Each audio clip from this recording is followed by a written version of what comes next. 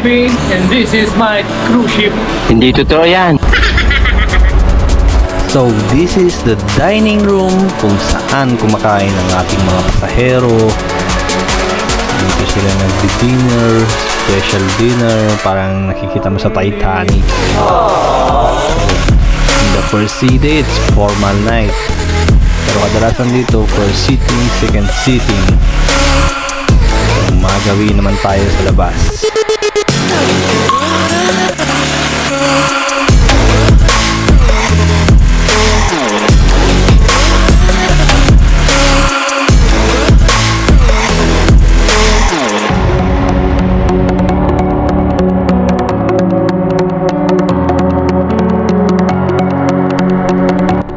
So, heto naman ang Alchemy Bar.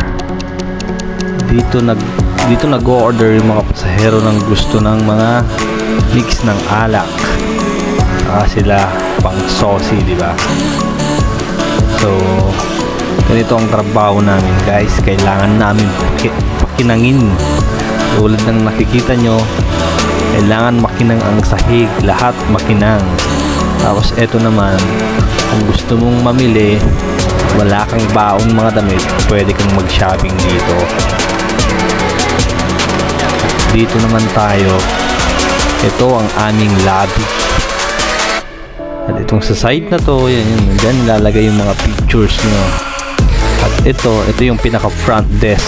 Kumbaga sa hotel yan, ang pinaka lobby. Kung may reklamo ka, dyan ka pumunta sa guest services.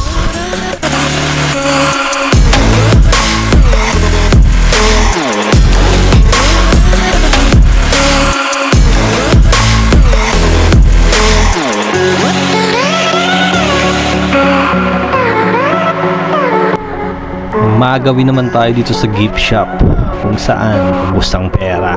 Yan, tulad niyan, sale ng chocolates. Diba?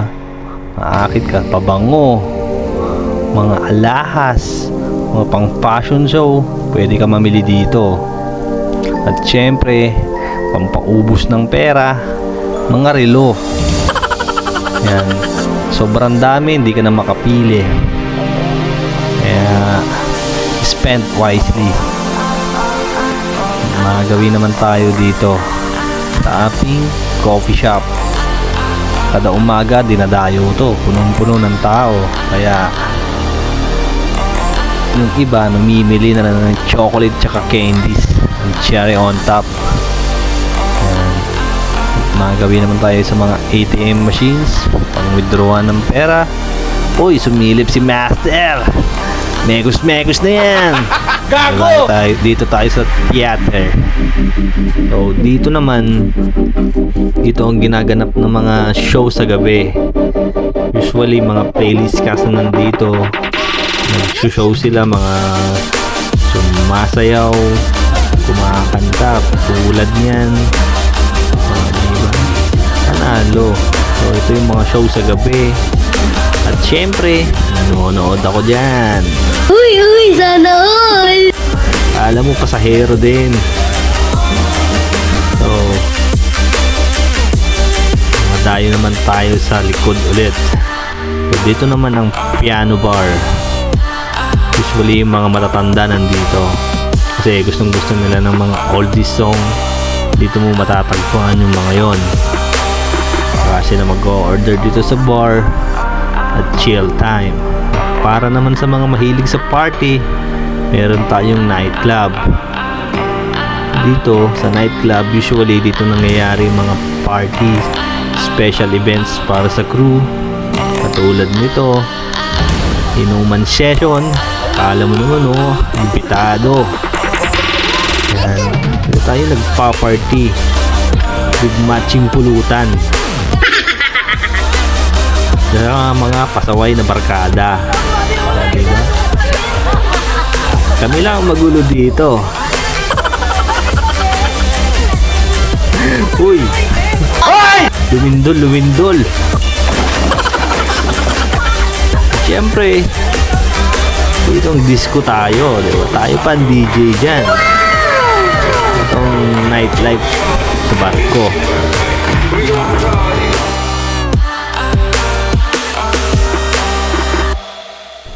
Madayo naman tayo doon.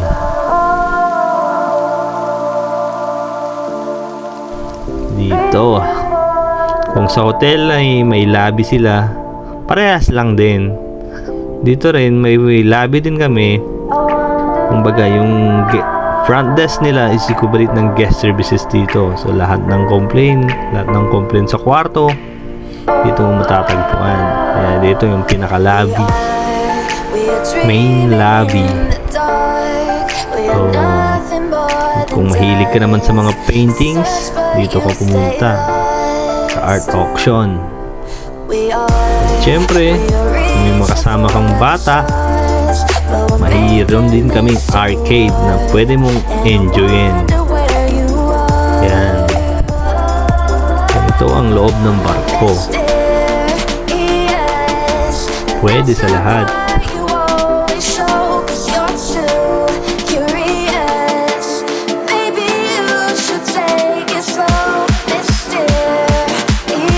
At syempre, kung adik-adik ka sa sugal, huwag nang magpamekos-mekos pa, i-casino na yan.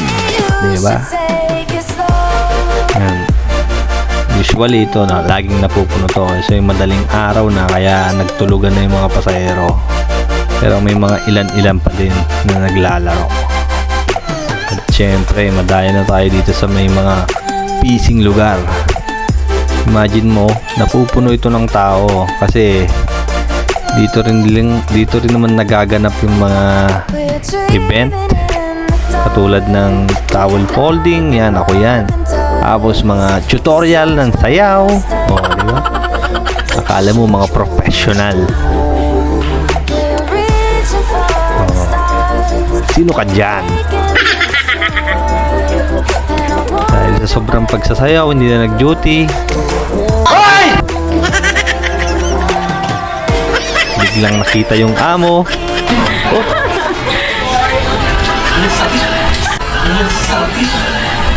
Oh shit.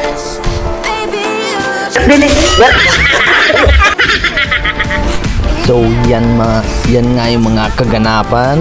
So madayo ulit tayo sa theater. Let's go. You should take it slow.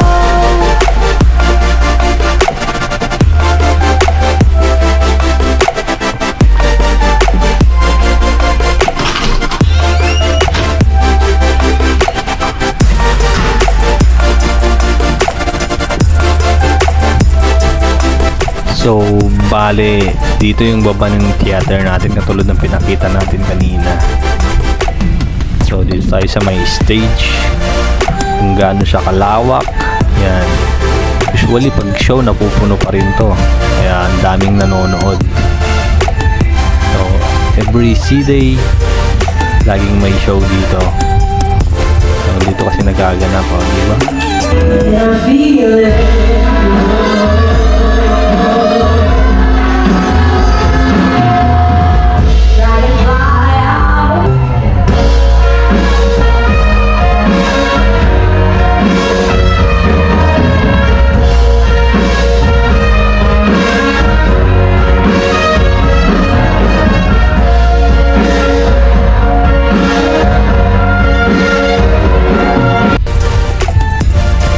Yeah, going up.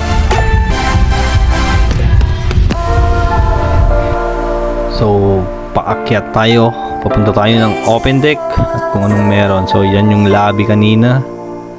Sa may glass elevator. Paakyat tayo ng steakhouse. Yan, ganyan ang view dito. Oh, di ba may chandelier pa?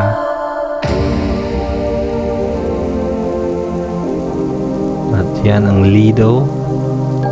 At yan. At kung gusto mo ng masasarap na pagkain at formal na kainan, meron kaming tinatawag dito ng Fahrenheit Restaurant. Yan ang steakhouse. So yung mga saucy na tao dito kumakain. Dito naman ang open deck natin. Diba? Alam mo, pasahero.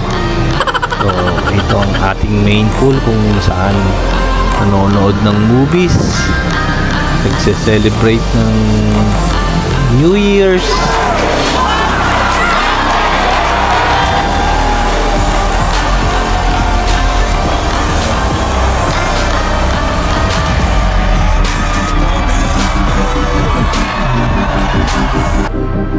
O ano man mga occasions na meron na ini-schedule nila. Kaya dito naman tayo. Dito ang aming baluarte. So dito kami nagtatrabaho. Ito ang mga cabin stewards, mga kwarto to ng pasahero. Yan. Dito ka makakarinig ng mga kababalaghang multo katulad nito. Oh, di ba? Oh, Gago! kids are not allowed here. Lumilindol? Ang lakas oh!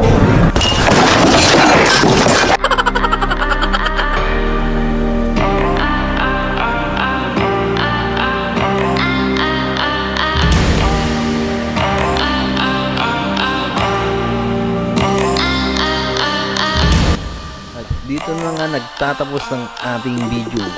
Thank you for watching. Don't forget to subscribe at ma-update sa mga ibang video pa na aking i-upload.